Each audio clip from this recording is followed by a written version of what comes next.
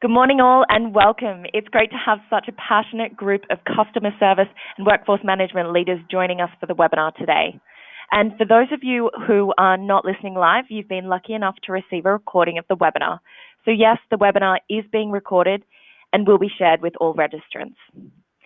We entrust our agents with two of our most precious assets every day, our customers and our brand. Yet we don't always equip them to serve in the best possible way. They are our most important resource, so it is vital that internal structures, technology, and training strategies are tailored for each channel and role. So, are you supporting your agents with the right training and technology?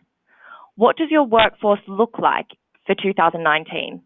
And how are you empowering your agents to meet rising customer expectations?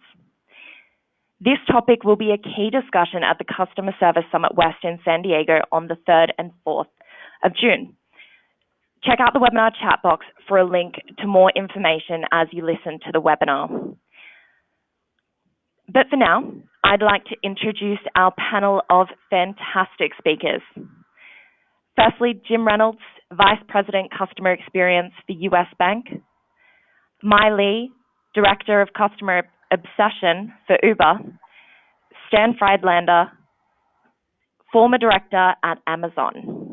And last but not least, I'd like to introduce Diane Majors, a good friend of the Insight Group and CEO of CXPA, and of course our moderator for today's webinar. I'll hand it over to Diane from here, and thank you all. I look forward to a great discussion. Thank you so much, Jasmine. It's a pleasure to be here with such talent. So Jim, Mai, and Stan are going to share a lot of great stories with us today. So to set the scene, we're opening a question to our audience via a poll. So you'll see this pop up on your screen in just a moment. And we'd like for you to contribute to this poll, and we'll circle back and answer those questions in a bit. Now, on to our panelists. I'd like to start with you, Jim, if you would. How are you re-gearing your workforce for 2019? Agent empowerment is at the top of a lot of customer care and experience executives' lists.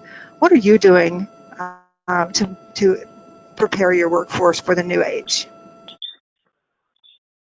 Thank you very much. You know, we are really working to onboard our new reps for commitments, and that commitment includes aligning them with our corporate and mission and our vision, aligning them with their role, making sure that they are really connected and appreciating the role that they perform and understanding how that fits into the organization.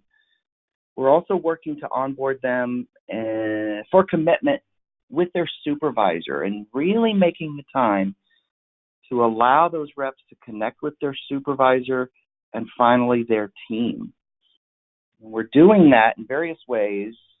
We are passionate about daily huddles, allowing our representatives time off the phone each day to connect with what is going on in the company, in the organization, in the department, what types of calls we're receiving, what volume we're expecting, and then certainly talking about performance and working to get better every day. It's really the focus of those daily huddles. We also are doing this connection through team mentors, a team chat, through videos. I could go on. Stories for success are powerful. People like to hear their names called out, and really making time for that one-on-one time.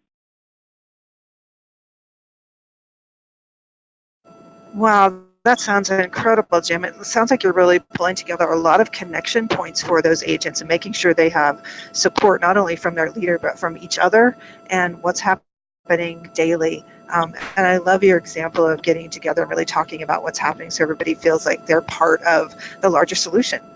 Mai, do you want to share a few things that you're doing? Yes, absolutely. Thank you, Diane. So at Uber, we are enabling our agents to have what we call superpowers so that they can become super agents, right? So agent empowerment is a P0 initiative for the customer obsession team this year. Because for us, the change we're going through is that acknowledging that agent experience is not an afterthought for us, because the agents are the face of our company and our brand and the service type that we provide to our customers. You know, HQ, it's so far away, and so we're not always in tune with the experiences that our agents face. And one of the things that we see all the time is when new products are launched or when features changes, the results can be confusing.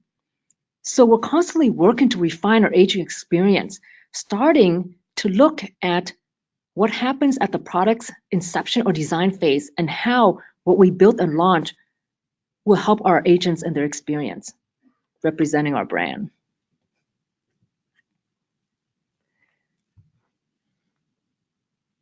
That is great. So you're getting them involved even in the product and feature development, so they feel like they kind of own it day one and know the why behind what's going on with the product and the features. That's incredible. So I love the superpower thing too. I'm sure you have capes for everyone. Stan, do you want to share a little bit about what you're doing with your workforce? Sure. So I think in terms of how do you both solve a customer issue, concern, or question, while at the same time minimizing the number of touch points that a customer goes through when trying to reach out to a company. And I think that you have to look at how do you empower that first line touch point the best way possible, and not to fear too much about the cost in the short term when dealing with that customer question, concern, or what have you, and view it more as an opportunity to build customer retention and loyalty. When customers call in or email, and let's say as an example, in my example, that say they haven't received a shipment for something, and yet the shipment says it was delivered. The end use customer agent, whether via email or on a call, should be able to solve that problem immediately. First of all, obviously apologize. Ship out another one without question and tell that customer what the timing is for that to arrive. All of the back end of the cost of that happening, obviously that's an extra shipment, it's an extra product cost. All of that is separate and not relative to what that customer is worrying about. So in other words, you're solving this customer problem and then dealing with the process of what the incremental cost and whatnot completely separately, to build out a process for how you make this a more efficient process, but that has nothing to do with what that customer is going through. So in other words, still first and foremost focusing on how do you empower this first touch point to solve the customer problem.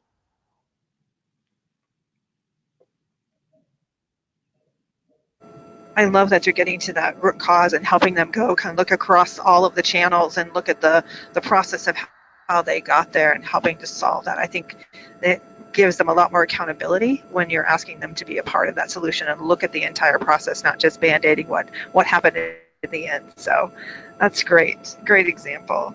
So we know that the expectations of customers have really changed how we need to evolve our service departments. It means that our management is changing the way they make decisions and where they invest and how they look at all of the things that are occurring for a customer. Can you talk a little bit, Stan, since you shared a great example? Can you talk about how you're adopting your management principles or even restructuring your teams if that's necessary? What's changed in this new age? Well, I think you have to look at things that evolve over time as actually using your customer data to make those decisions. If you think back 20 years ago, or maybe 25 years ago, 20 years ago, a customer wouldn't even consider anything but calling in. Fast forward to today, and while that is one touch point and one way of a customer thinking in terms of how they would reach a company, it's not the only way. And in fact, data would prove out that many customers would prefer a different method of reaching a company. It doesn't change what I first answer about having that first touch point be able to solve most any problem or question that comes in. It just means that you may have to have different touch points. So that may mean email, it may mean chat, and it may mean something else altogether. If you think out 5, 10, 20 years, where will that evolve to? And are you actually using customer feedback throughout this process to make determinations of where do you assign your own organization? So are you building out only a call center? Well, I would say that's probably not the case today. Are you investing in technology to deal with a chat or to deal with email and still being able to resolve customer problems with that first touch point? And I think that you have to have this sort of feedback loop when you're making these decisions, and then using the data that you're getting back from these feedback loops as you think through where do you want to go in the future. If you wait for it to happen, you're too late, and other companies will have already gone there. That's a great takeaway, is to use that data to help tell you where things need to go. So I'll ask you a little bit, Jim, to think about the multi-channel approach we have today and the way that consumers and customers interact with us. How have you pulled that together? What's been, as Stan said, he's using a lot of data and the feedback. How have you pulled that together for your organization? We're doing exactly what Stan just mentioned, and that is a closed loop process to use customer insights and data to tell us where they want to be served, so we are ready. You know, in our contact centers, as Stan just mentioned, they're often the last place the customer wants to contact, but when they do, those customers want a one and done experience. They want first contact resolution. So within our call centers, we're really working to focus less on our average handle time and productivity, and really get our agents to focus on contact resolution. To do that, we're re-engineering our performance scorecards to reflect this priority. We are re-engineering our daily huddles, our performance reviews, our one-on-one development sessions, because we know as more of the less difficult calls are self-resolved by customers in their channel of choice, we know that those more challenging or difficult calls are going to come through to our agents. So when we talk about re-engineering and preparing our agents, we're really working also to get them to be prepared to take on those more difficult calls and make that interaction less transactional and more personalized. If that makes sense.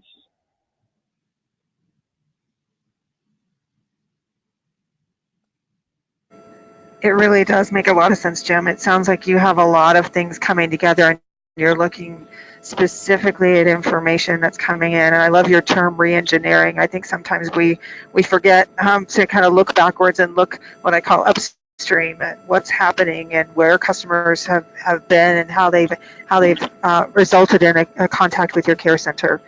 Mai, do you want to talk a little bit about structuring your team? It sounds like you've got some pretty powerful things happening.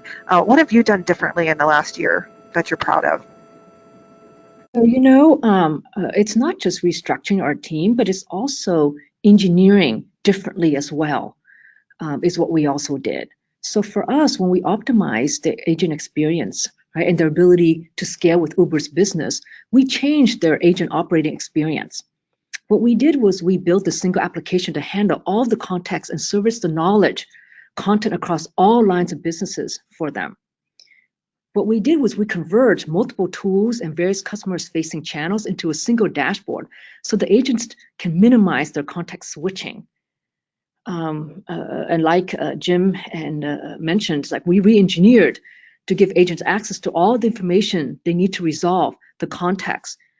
We surface insights and data, and then what we also do is we provide a lot of context so the customers get the queries answered as fast as possible. And we do strive to have first contact resolved and be done.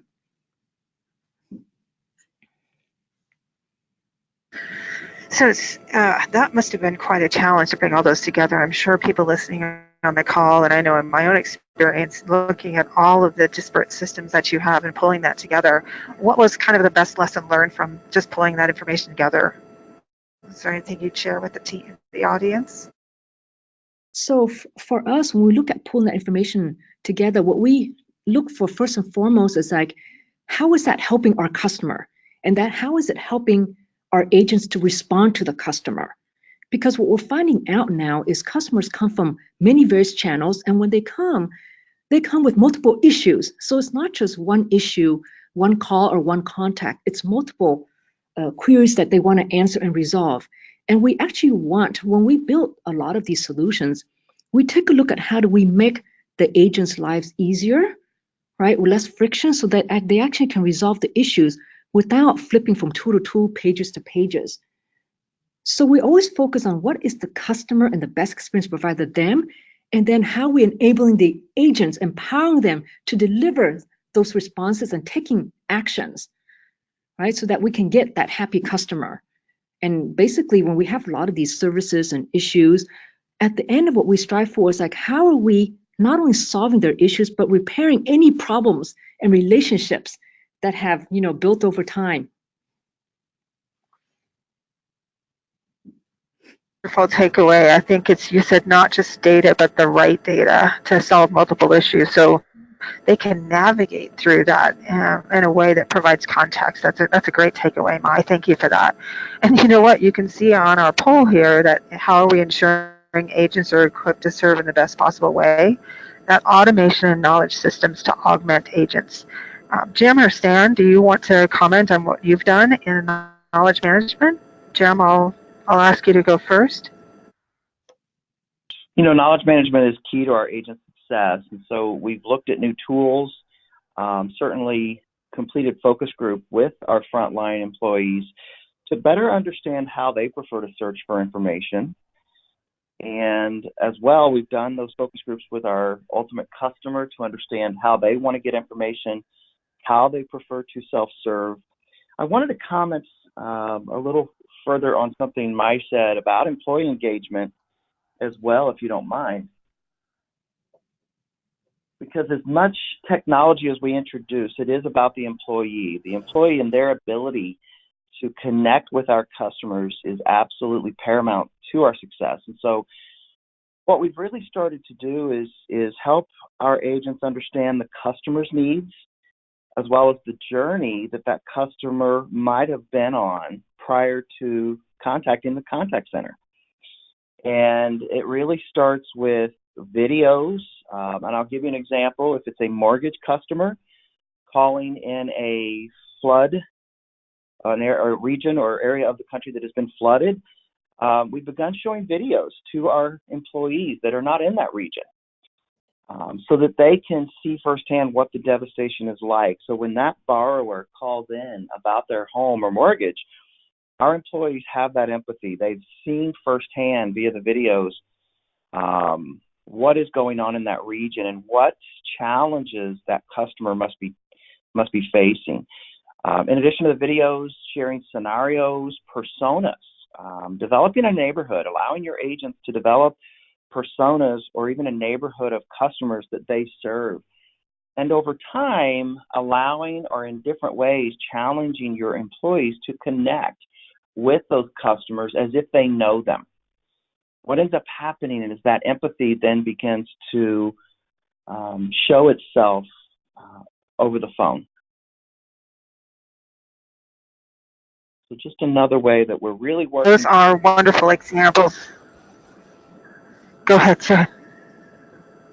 Just repeating, it's just another example of how we're empowering our agents to empathize, take ownership of the issue, and really deliver that one and done experience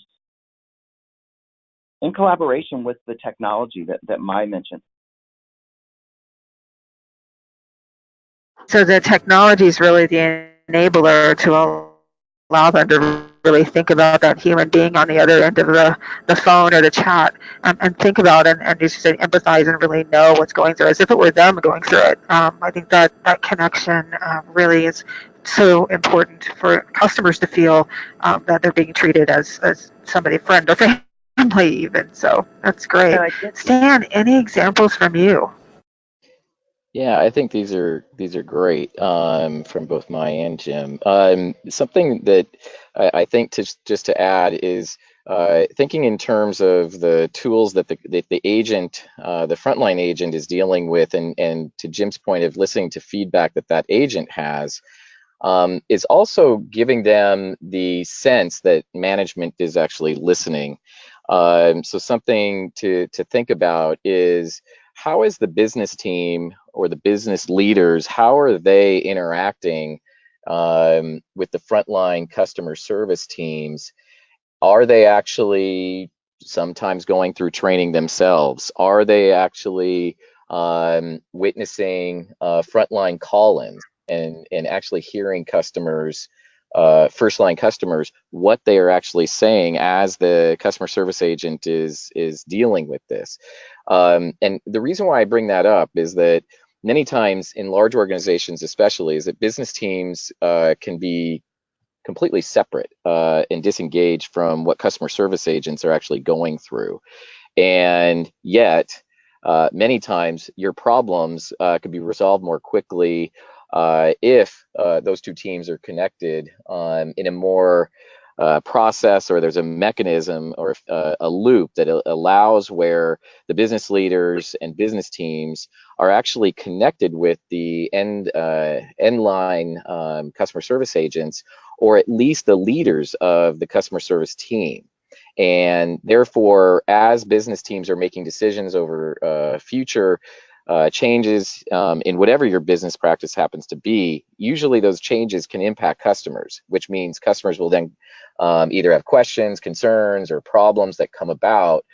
How are these proactively handled if the business team and customer service teams are not engaged ahead of time? So I think that not just making sure that the customer service agent has the right tools at their disposal, but it's also making sure that the two teams, the customer service team, their leaders, and the business team and its leaders, are engaged throughout this entire process and ahead of when decisions, future decisions, are made, such that you're as best as possible keeping the customer service team in the loop. And it probably can minimize problems if you've paid attention to this all along.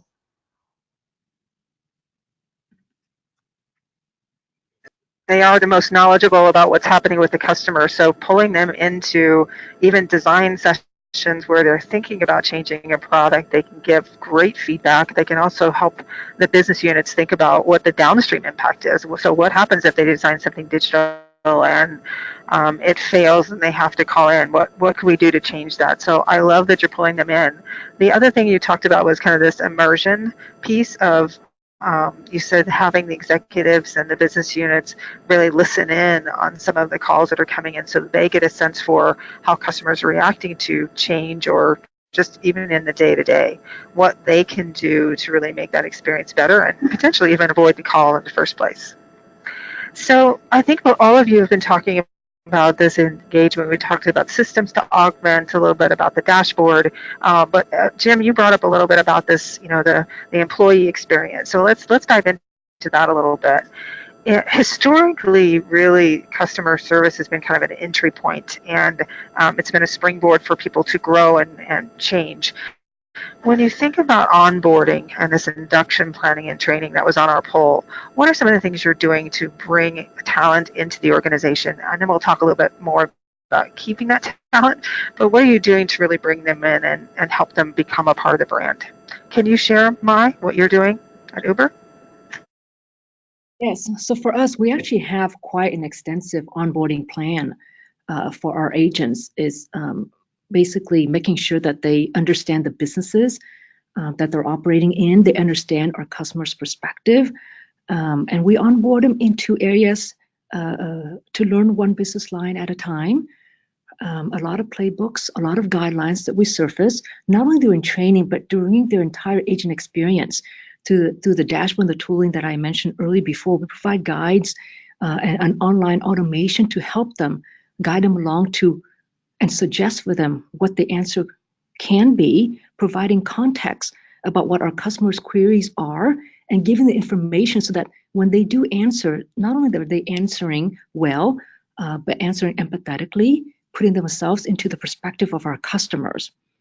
And through the training process, we also provide a lot of feedback back for them to insights and analytics so they know how they're doing, how their team is doing. And we provide in a very open engagement a model where we let them know that we value their insights and their feedback because they understand a lot about Uber's products and services and how the users are using them. They first and foremost are most intimately familiar with that. And so they know that we take their feedback and their comments seriously, and it changed the way we build products. So our agents are engaged from the moment they join us to all the way out to how we build and deliver and launch products. Is all based on the agent's experience and learning that we leverage from them. Those are great examples. I love that you talked about empowerment, and they are just such a wealth of knowledge. But I think about the new generations of workers and employees and how they want to be valued. And what you talked about was you're looking at their knowledge as value to the organization. And I think that goes such a long way to keep them engaged. Jim, would you like to share an example of how you've onboarded and engaged employees? Yeah, I would add to what Mai said by adding that it's really also about the manager and supervisor in your contact center and making certain that they are equipped to challenge your representative in new ways. So again, in addition to what Mai said, we at US Bank are also, we have a robust onboarding program and training program. All of that's for naught if your frontline supervisors and managers are also not equipped to carry the baton following new hire training. They have to be prepared to really demonstrate a culture that this job is not beneath me. You know, often a contact center job is viewed as many as a stepping stone. This is beneath me, or this is not where I want to stay forever. Changing that culture to one where the representatives know why they're doing the job, connecting the dots to what the greater purpose is for the organization. And again, we're doing that through surveys, focus groups, keeping them connected, and really equipping our frontline managers and supervisors to recognize that our agents are servants, and that difficult customers will always exist, but also creating a respectful environment, one that signals with words and actions the value that our agents are bringing to our very important customers. I love that you're talking about the leaderships. You know, people, as we always say, don't leave companies, they leave their leaders. So how you bring them on board and how you make it more about not just the job and the numbers and what's happening, but really engaging those employees in a different way. Stan, can you share a little bit about what 2019 plans are to change the engagement for your workforce?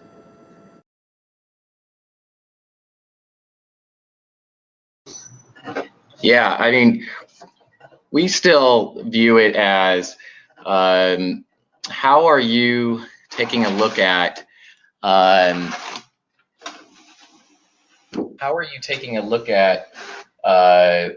what the customer is saying today, and how is that changing over time? And I know we've talked about it a number of times, but what the feedback loops are telling you from a data standpoint, and then how are you using that data to make decisions about where you're headed?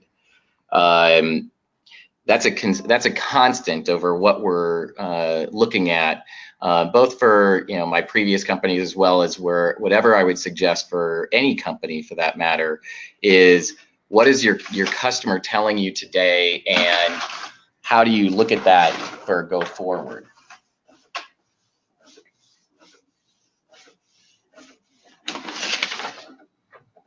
Those are great. Those are great examples. So I didn't have. We ask a lot of questions about entry level and the position, leadership, data, how that's leveraged. When you think about 2020, what's coming, and automation and more digital, what are the opportunities for your organization as it relates to care, and where the agents are going to be? How will you skill them to be more about the digital experience, and what skills are you putting on that agenda for 2020? I'll ask you, Jim, to start. I believe it really starts with allowing our agents to experience that technology firsthand, not assuming that they have touched it and utilized it. And so having kiosks set up, if you will, or areas where they can experience it themselves so that they too then become passionate about it and can talk knowledgeably with the customer is one way that we're gearing them up. As I said earlier, we know that the more difficult calls are going to continue to come through to the contact center. And so we have to equip our reps to handle those calls effectively. And so they have to be exactly doing what Stan and Mai have talked about, very engaged along the way in the development of those new technologies, processes, procedures, the continuous closed loop or circle back to continuously, as Stan said, listen to what the agents are experiencing on the front line and continuously working to improve that experience and empower those agents.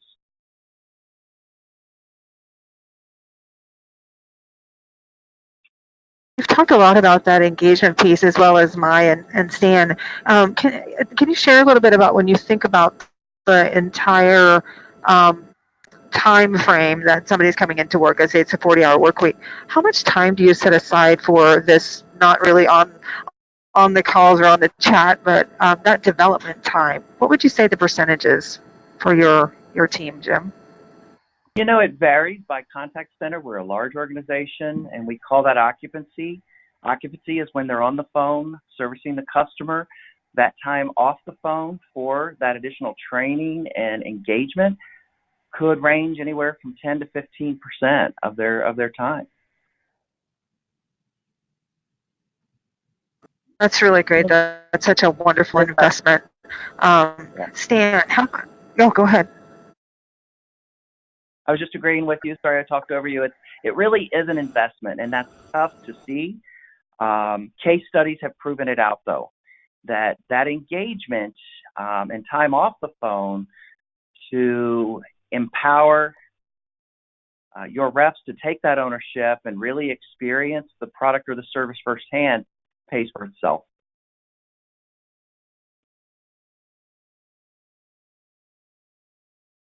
That is really powerful. Stan, do you have a comment on that same workforce as bringing them in and having them be engaged? What's really turned some of your agents around when we want to talk about turnover being one of the key elements? Yeah. What are some of the things that you've done, as Jim was saying? Yeah, I completely agree with what Jim's saying in regard to the training, and I'm going to go back to a couple things in regard to engagement is not just about the training, but the engagement with the business teams and the leaders in general, and not feeling disconnected from the total org. So I think that's an incredibly important, not just for the agent, but actually for the leaders themselves, to get a better understanding of what these folks are going through, as well as what are the problems that customers are actually having, and hearing it firsthand. So I do, really believe in this process of where leaders are part of the training, either teaching it or part of it themselves in the classes themselves. And I've been part of both. And I will say is that every time I've ever been part of either teaching a session or being part of the session itself, I've learned something. And it goes back to what Jim's talking about, is because there's engagement. If you ask questions of the session you're leading, it's amazing how many times somebody will ask a question and I'm stumped. and therefore I'm going to say we better dive into this a heck of a lot more and find a process solve for this and a mechanism in place to how do we close this feedback loop, because obviously we don't have one in place. And I think that engagement between leaders and the customer service agents is key to all of that. And then on top of it is making sure that the customer service agents are empowered to solve the problems. When they're empowered and they're engaged, they stay. When they're not, they don't.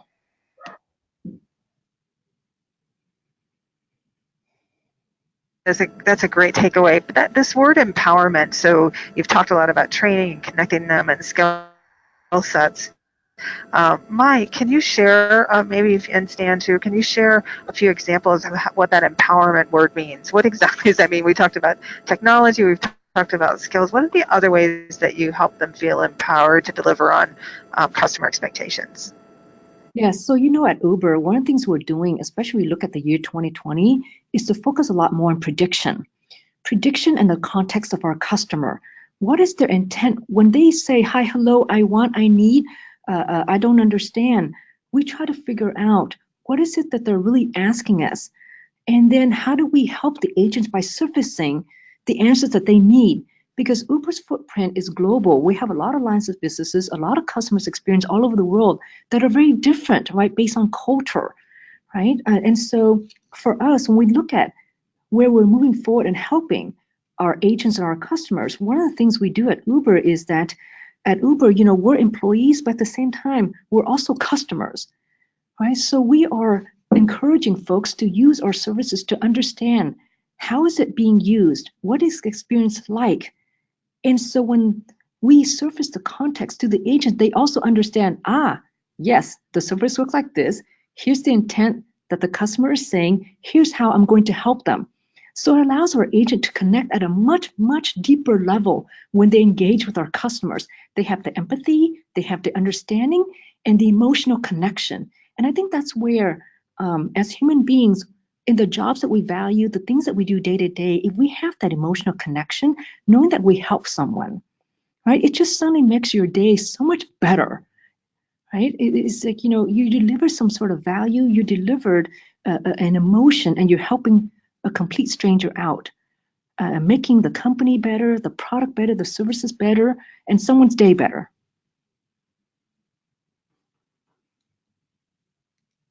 Wonderful example.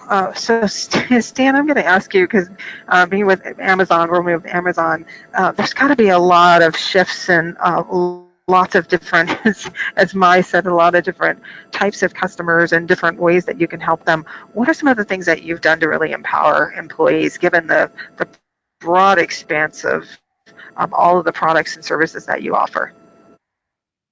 Yeah, I think it goes back to, I hate to keep using the same word of empowerment, but it's allowing the ownership across the org, be it whatever level, that whatever happens to fall within your particular category of responsibility, that you own it. And whatever your decisions are to solve a given problem, they're yours. You don't have to necessarily go ask somebody else, for approval or whatnot. And the same applies for a customer service agent as well.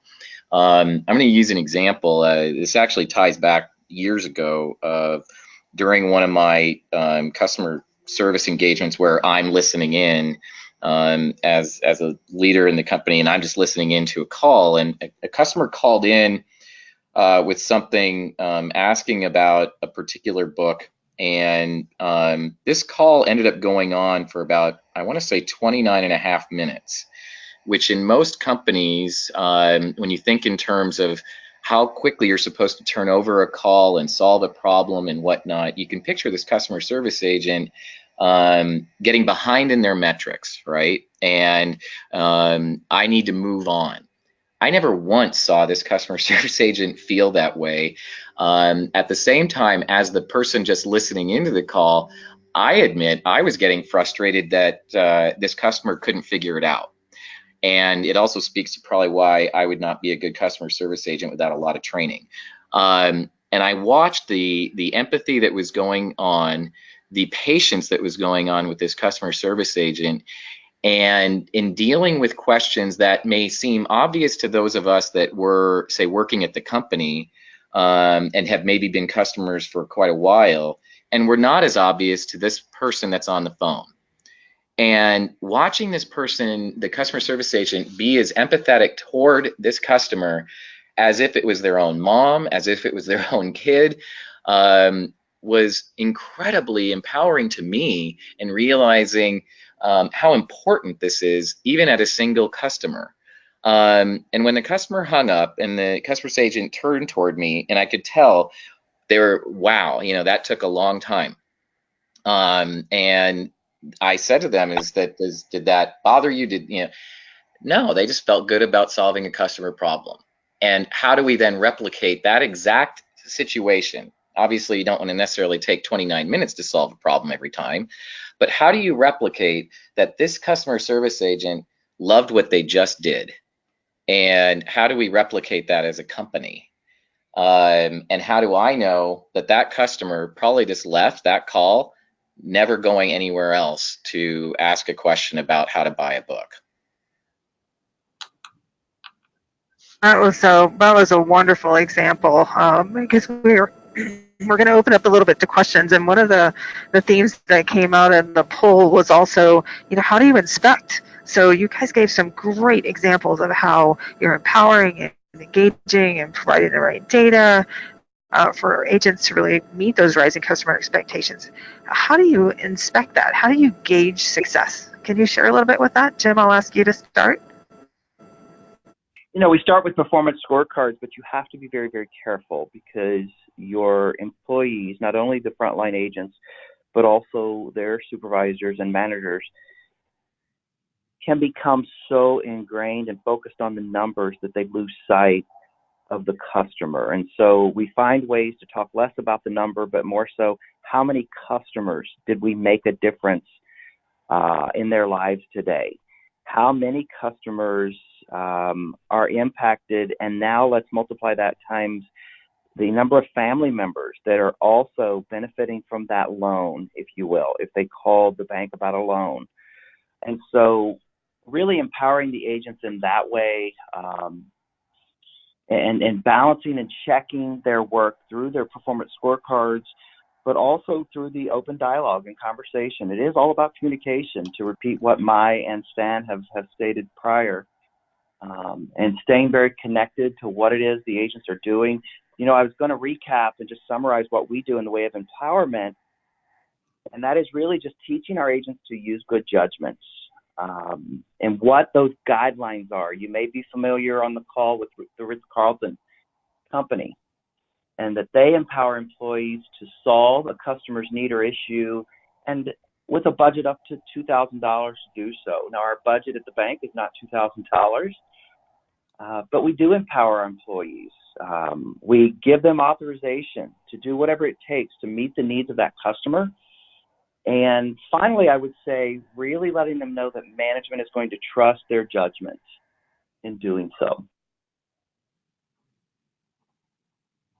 Those are wonderful ways to combine what we typically think about as the normal, you know, metrics and measures that we use in a care center, with combining that with how the agent's feeling and how they feel about being empowered and consistent and being part of the brand and their experience as well. I love how you shared that.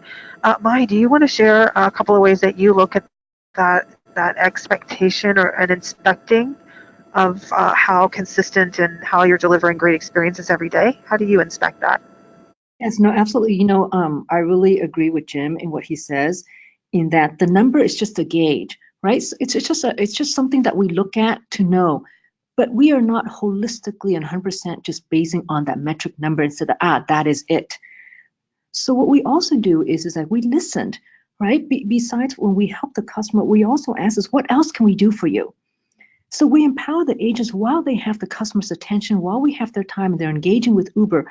How else can we help them? They may be having that inkling, question, something that happened in the past. While we have you, what else can we do for you? And so that gets our agents and the customers to build on that next connection and that relationship. so that the customers understand, Uber is paying attention, we actually do care. And so when the next time when the customer is using a service, they'll think about us and come back to us.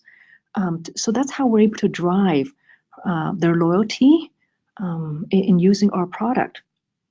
And so these insights actually help also to elevate our agents and their experience, because one of the things we do is we also capture the voice of our customer. What are they saying about Uber and our services and how they interact with us?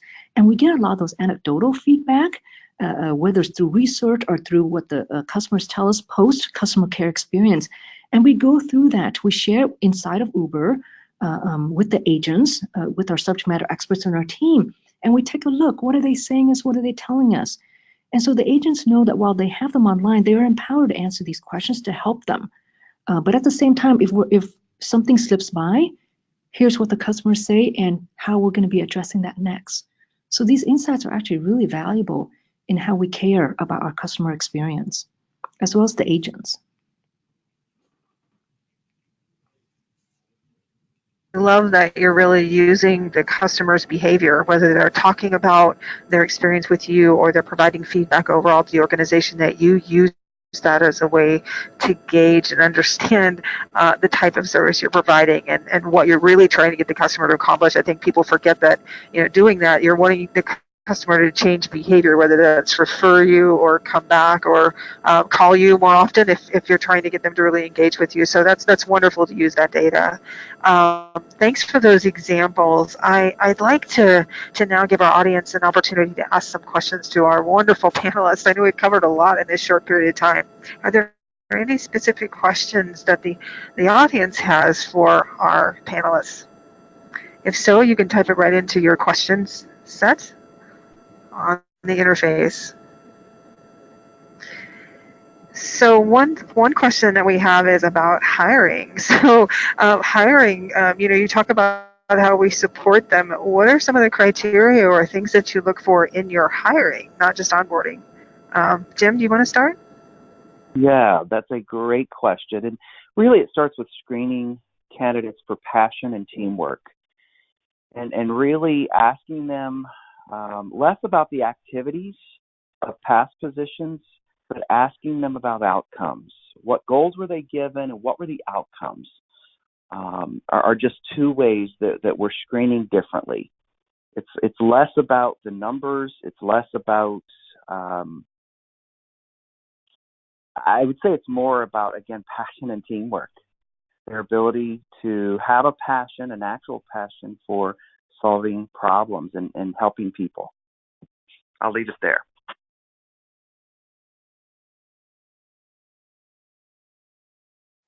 Great. How about you, Stan? Any examples of hiring criteria or things you look for? Yeah, I would say is that when you're asking questions, say in an interview, or if you have a sort of a word-based interview, because you might be interviewing or recruiting a number of people at one time, is how much is the end-use customer a focus of whatever the person is responding? Is it their first starting point? Do they show empathy? Do they show ownership, and do they want to have ownership over decision making? And how do they look at how quickly they want to solve something? And there's a balance there, kind of similar to what Jim was saying in, the numbers don't necessarily always speak to how well someone is doing or how you want a problem solved. But does the agent or future agent have both the empathy to want to listen as well as the urgency to want to solve the problem? And have them give examples of where they've done that in either prior workplace or what have you. And you kind of judge from there.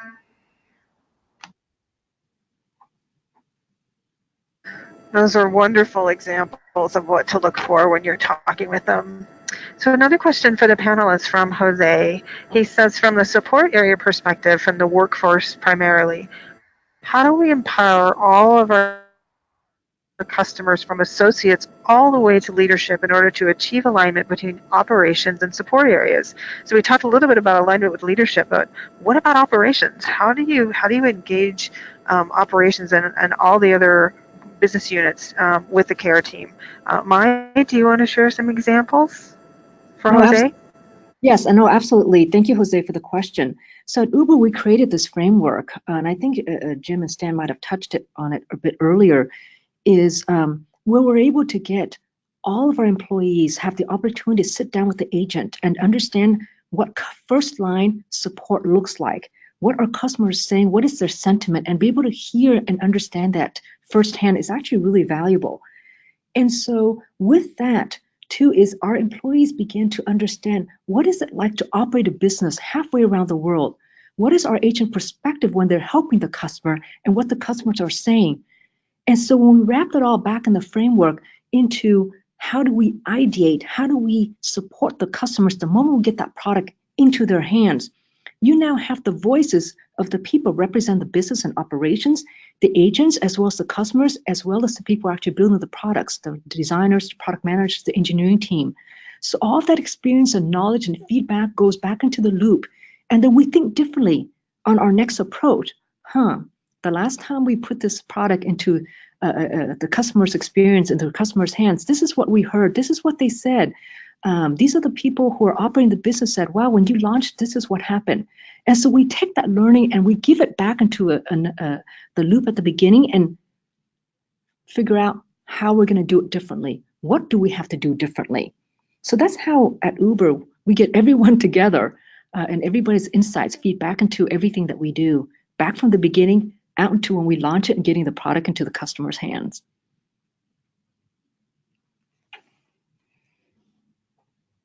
That's a great example of how you brought all the teams together and they're sharing what's happening in each of their areas. So we have another question, and this might be the last one we take because it's pretty hefty and very timely given the new gig economy and that we all probably have agents who work from home. How do you capture, the question from Gilbert is, how do you capture the same level of engagement for agents that are working from home as opposed to agents who work in a site and have face-to-face access with the rest of their team? Who would like to take this one? Stan, do you have a lot of agents that work from home?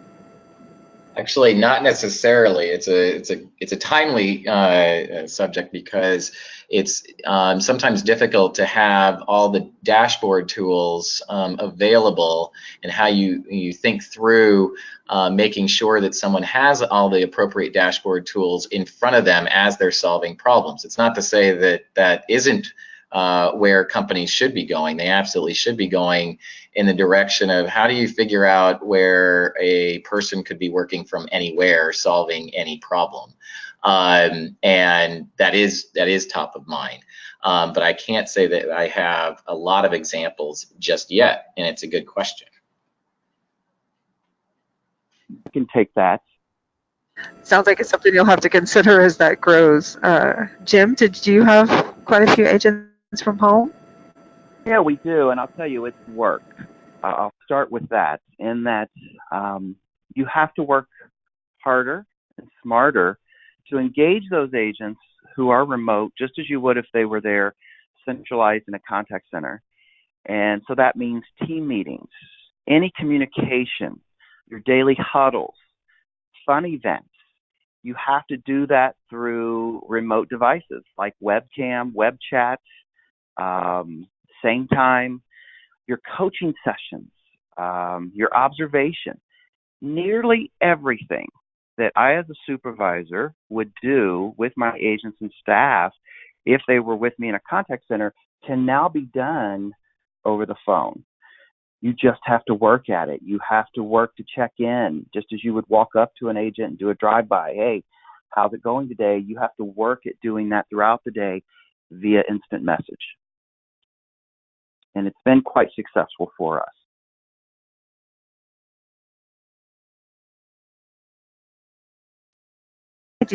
Very interesting. Mai, do you have agents who work from home? At this time, we do not, but I completely agree with what Jim was just saying before is for at least for engineering, we actually have a lot of engineers all over the world. And so whether they're remote or not, they're not in HQ. And so we leverage all the modalities, the chat, face-to-face type of meetings online. We changed the way we do handoffs. We changed the way we have meetings, daily stand-ups, documents that we use that we can collaborate and leverage. And so I think with us being a global company, that is just a matter of fact of life. We don't have that agent experience today yet, but how the company is very global. And we just changed the style and the culture of how we work together and how we collaborate and using all the tools that we can that are out there to keep people connected without having to travel, without having to necessarily stay up late at night, although sometimes that can't be avoided. Mm-hmm. Fabulous. Great thinking. It's just all about that connection. That's what you all have talked about today. So Jim, Mai, and Stan, you have given some, I think, wonderful examples of how you have changed the agent's world and how that has definitely impacted your customers and meeting their expectations. So with that said, I'll turn it back over to Jasmine to wrap us up for today. Thank you all so much for your brains and your power and your courage and your being wonderful about your agents and how they are part of your brand and how you treat them. Jasmine? Thank you so much, Diane. And it was fantastic to have you and your insights throughout the webinar as well. I'm sure the panelists would agree. And thank you to our audience for joining us today for the webinar, 2019's Customer Support Workforce, Empower Agents to Meet Rising Expectations. And of course, a big thank you to Mai, Jim, Stan, for sharing your insights. I thought there were some fantastic insights shared throughout, and I hope you all enjoyed it as much as I did. As I mentioned, I will be sending around the recordings of this webinar, should you wish to share it with your colleagues or listen back and take some extra notes. As we continue to build our workforce for 2019 and beyond, customer support leaders must keep one eye on the future and one on their agents. Customer expectations have changed, and agents need to be empowered with the right training and technology to meet customer demands. We'll be discussing this and more at the Customer Service Summit West in San Diego on June 3rd and 4th this year with the fantastic speakers that have been on the webinar today. Check the chat box for a link to the brochure. You can pick that one up and check out the speaker lineup, agenda, and a few little extra bits and pieces about the conference. Enjoy the event. Hopefully, if you're able to come along, I hope you enjoyed the webinar. And I'll see all of the speakers, panelists, and Diane there in San Diego in June. Bye all.